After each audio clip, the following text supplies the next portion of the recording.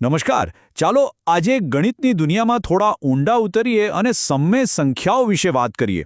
આ એ સંખ્યાઓ છે જેનો આપણે કદાચ રોજબરોજ ઉપયોગ કરીએ છીએ, પણ એ ખરેખર શું છે એ આજે સમજીશું.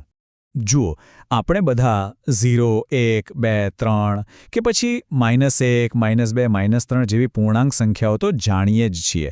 પણ શું ક્યારેય વિચાર્યું છે કે સંખ્યાઓની દુનિયા બસ આટલી જ છે? શું આ જાણીતા નંબરોની વચ્ચે પણ કંઈક છુપાયેલું હોઈ શકે? હા, બિલકુલ. પૂર્ણાંકોની વચ્ચે અપૂર્ણાંકોની એક આખી દુનિયા વસેલી છે. જેમ કે અડધો એટલે કે 1/2, અથવા પોણો એટલે કે 3/4, કે પછી -7/5. આ બધા જ પૂર્ણાંકો અને અપૂર્ણાંકો એ બધા મળીને જે એક મોટો પરિવાર બનાવે છે ને, એને જ સમય સંખ્યાઓ કહેવાય છે. તો સવાલ એ છે કે આ સમય સંખ્યાને આપણે ગણિતની ભાષામાં બરાબર ઓળખીશું કઈ રીતે? ચાલો એની ચોક્કસ વ્યાખ્યા શું છે એ સમજીએ. આનો નિયમ બહુ જ સરળ છે. કોઈ પણ સંખ્યા જેને તમે p/q એટલે કે એક અપૂર્ણાંક તરીકે લખી શકો, એ સમય સંખ્યા છે. બસ બે નાની શરતો છે. એક કે p અને q બંને પૂર્ણાંક હોવા જોઈએ, અને બીજી અને સૌથી અગત્યની શરત કે છેદમાં રહેલો q ક્યારે શૂન્ય ન હોઈ શકે, કેમ કે ગણિતમાં શૂન્ય વડે ભાગાકાર કરવાની પરવાનગી નથી. ચાલો ઉદાહરણ જોઈએ. જેમ કે 5 એ સમય સંખ્યા છે, કારણ કે આપણે એને 5/1 એમ લખી શકીએ. -3/7 તો દેખીતી રીતે જ સમય છે. અને હા, 0 પોતે પણ એક સમય સંખ્યા છે, કારણ કે એને 0/1 તરીકે લખી શકાય. પણ 5/0 સમય નથી. કેમ? કારણ કે છેદમાં 0 આવી ગયું, જે આપણા નિયમની વિરુદ્ધ છે. અને જેમ પૂર્ણાંકો ધન અને ઋણ હોય છે, બસ એ જ રીતે સમય સંખ્યાઓ પણ ધન અને ઋણ હોઈ શકે છે. જો અંશ અને છેદ બંનેની નિશાની સરખી હોય તો સંખ્યા ધન ગણાય, જેમ કે 3/5. અને જો બંનેની નિશાની અલગ અલગ હોય તો એ ઋણ કહેવાય, જેમ કે -4/7. એકદમ સરળ. સારું, તો હવે આપણે આપણી સંખ્યાઓની દુનિયાના નકશા પર એટલે કે સંખ્યા રેખા પર પાછા ફરીએ અને જોઈએ કે આ નવી સંખ્યાઓ આ નકશા પર ક્યાં જોવા મળે છે. અહીં જુઓ, આ કેટલું સ્પષ્ટ રીતે સમજાવે છે. સમય સંખ્યાઓ પૂર્ણાંકોની વચ્ચે જે ખાલી જગ્યાઓ હતી એને ભરી દે છે. જેમ કે 1/2 બરાબર 0 અને 1ની વચ્ચે આવે છે. એવી જ રીતે -1/2 એ 0 અને -1ની બરાબર વચ્ચે આવે છે. આનાથી આપણી સંખ્યા રેખા હવે વધુ ભરેલી અને સંપૂર્ણ લાગે છે. તો હવે આપણે જાણીએ છીએ કે સમય સંખ્યાઓ શું છે અને સંખ્યા રેખા પર ક્યાં છે. તો હવે સવાલ એ છે કે એની સાથે આપણે શું કરી શકીએ. ચાલો સરવાળાથી શરૂઆત કરીએ. સંખ્યા રેખા પર સરવાળો કરવો એટલે બસ એક જગ્યાએથી બીજી જગ્યાએ કૂદકો મારવા જેવું છે.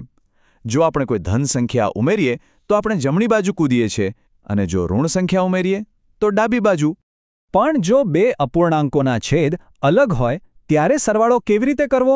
ચિંતા નહીં, એના માટે આ 3 સરળ સ્ટેપ્સ છે. સૌથી પહેલાં બંને છેદનો લસાઅ શોધો.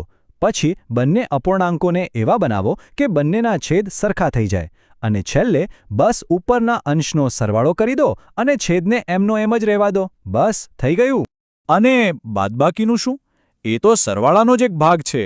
કોઈ સંખ્યામાંથી બાદબાકી કરવી એટલે ખરેખર તો એની વિરોધી સંખ્યાની ઉમેરવી. એટલે કે 5માંથી 3 બાદ કરવા અને 5માં -3 ઉમેરવા. આ બંનેનો જવાબ એક જ આવે. આ એક નાનકડી ટ્રીકથી ગણતરી બહુ સહેલી બની જાય છે. ગુણાકાર અને ભાગાકાર તો સાવ સીધા અને સરળ છે.